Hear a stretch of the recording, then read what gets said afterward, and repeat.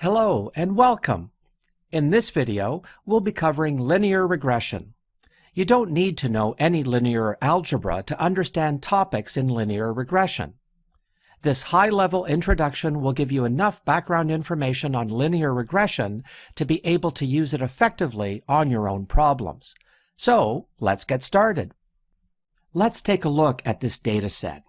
It's related to the CO2 emission of different cars. It includes engine size, cylinders, fuel consumption, and CO2 emissions for various car models. The question is, given this data set, can we predict the CO2 emission of a car using another field such as engine size? Quite simply, yes. We can use linear regression to predict a continuous value, such as CO2 emission, by using other variables. Linear regression is the approximation of a linear model used to describe the relationship between two or more variables. In simple linear regression, there are two variables, a dependent variable and an independent variable. The key point in the linear regression is that our dependent value should be continuous and cannot be a discrete value. However, the independent variables can be measured on either a categorical or continuous measurement scale. There are two types of linear regression models. They are simple regression and multiple regression.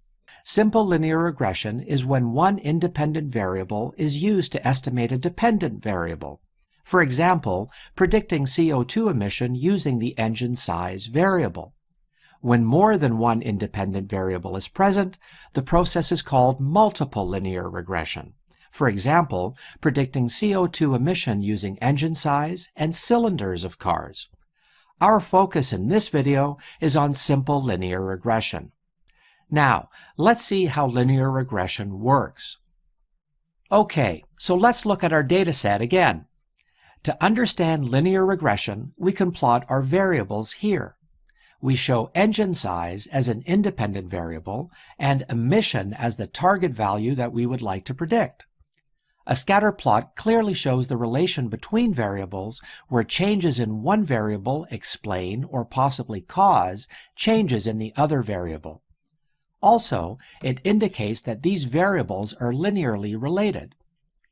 With linear regression, you can fit a line through the data. For instance, as the engine size increases, so do the emissions. With linear regression, you can model the relationship of these variables. A good model can be used to predict what the approximate emission of each car is. How do we use this line for prediction now? Let us assume for a moment that the line is a good fit of the data. We can use it to predict the emission of an unknown car. For example, for a sample car with engine size 2.4, you can find the emission is 214. Now, let's talk about what the fitting line actually is. We're going to predict the target value y, in our case using the independent variable engine size, represented by x1. The fit line is shown traditionally as a polynomial.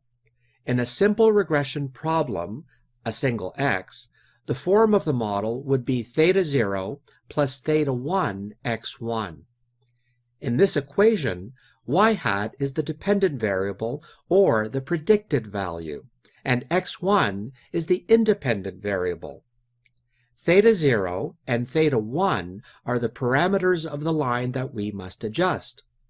Theta 1 is known as the slope or gradient of the fitting line, and theta 0 is known as the intercept.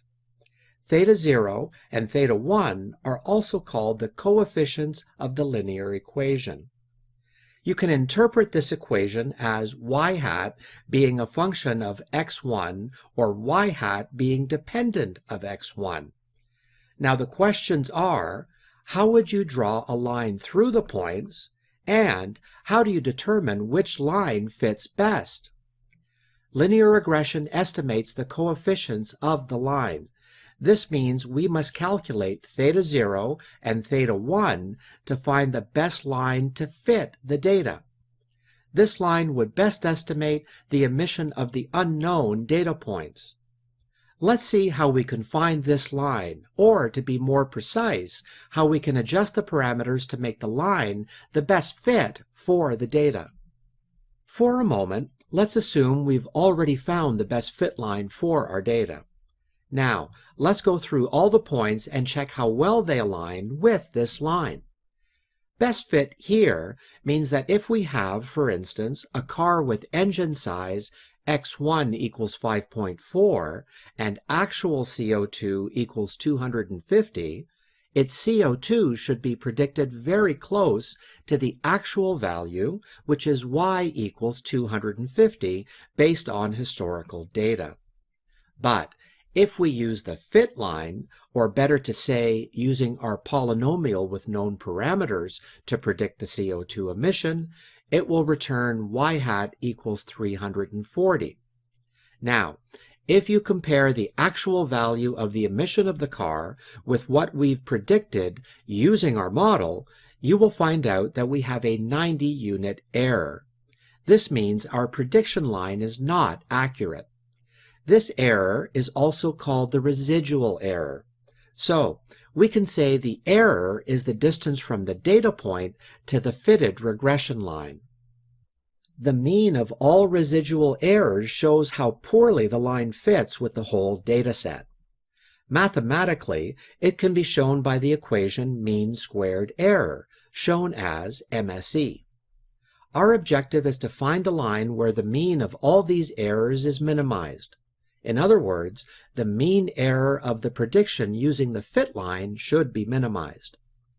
Let's reword it more technically.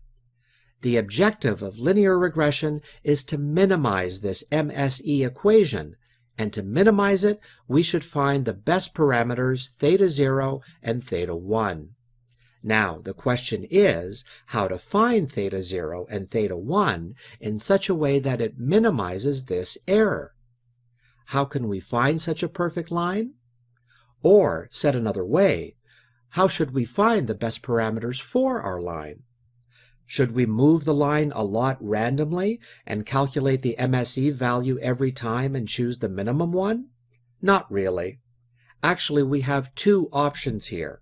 Option 1, we can use a mathematic approach, or option 2, we can use an optimization approach. Let's see how we can easily use a mathematic formula to find the theta 0 and theta 1. As mentioned before, theta 0 and theta 1 in the simple linear regression are the coefficients of the fit line. We can use a simple equation to estimate these coefficients. That is, given that it's a simple linear regression with only two parameters, and knowing that theta 0 and theta 1 are the intercept and slope of the line, we can estimate them directly from our data. It requires that we calculate the mean of the independent and dependent, or target columns, from the dataset. Notice that all of the data must be available to traverse and calculate the parameters. It can be shown that the intercept and slope can be calculated using these equations. We can start off by estimating the value for theta 1. This is how you can find the slope of a line based on the data. X bar is the average value for the engine size in our data set. Please consider that we have 9 rows here, rows 0 to 8. First, we calculate the average of x1 and average of y. Then, we plug it into the slope equation to find theta 1. The xi and yi in the equation refer to the fact that we need to repeat these calculations across all values in our dataset, and I refers to the ith value of x or y. Applying all values, we find theta 1 equals 39. It is our second parameter.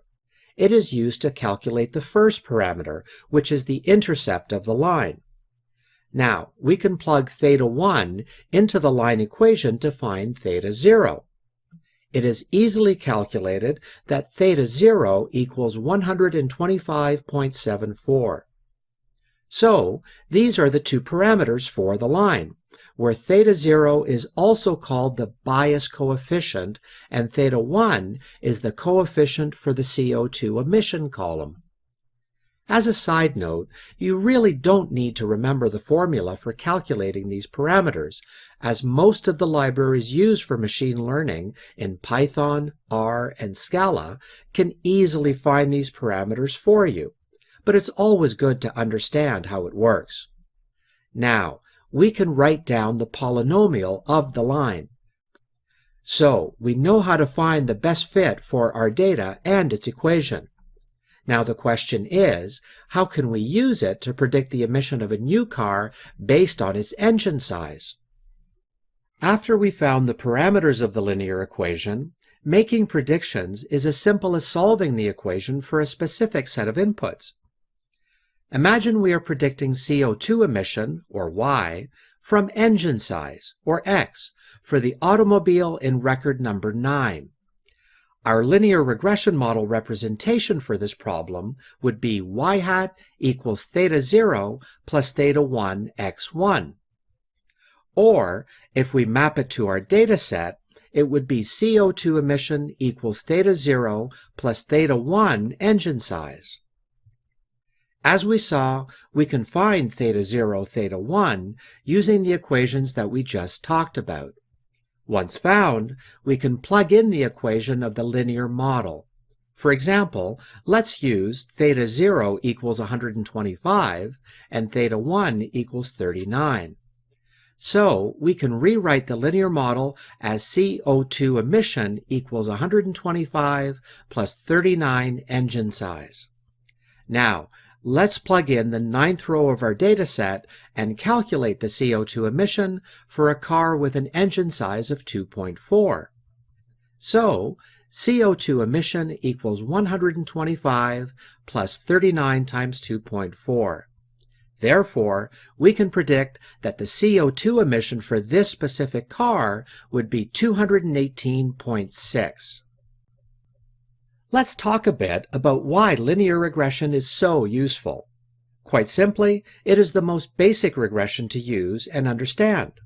In fact, one reason why linear regression is so useful is that it's fast. It also doesn't require tuning of parameters. So, something like tuning the k-parameter in k-nearest neighbors or the learning rate in neural networks isn't something to worry about. Linear regression is also easy to understand and highly interpretable. Thanks for watching this video.